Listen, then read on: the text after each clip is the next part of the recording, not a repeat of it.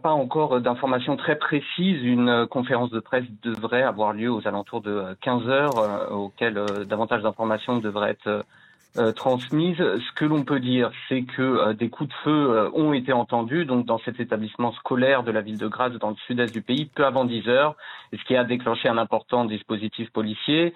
Vous l'avez dit, donc la police et la maire de Graz, Elke-Kar, ont confirmé un bilan d'au moins 10 morts, dont plusieurs élèves, un adulte et l'auteur présumé des tirs.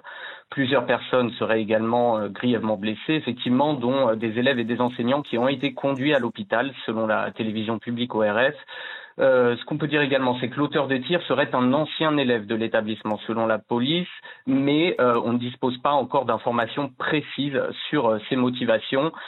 Certains articles de presse certains articles de presse, il se serait également suicidé après avoir ouvert le feu donc sur des élèves et des enseignants, mais il faut rester prudent sur les circonstances de cette attaque car le travail d'enquête va probablement prendre plusieurs jours, mais voilà, selon la police, les lieux sont désormais sécurisés.